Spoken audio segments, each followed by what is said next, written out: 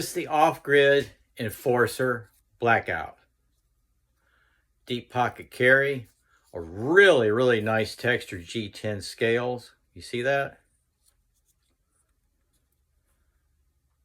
Has a really nice flipping action, very snappy.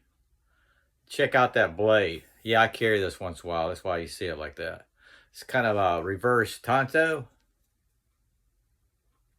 This is Cryo D2 steel.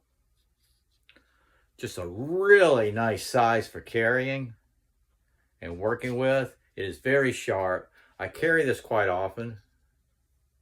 This is the off-grid Enforcer Blackout.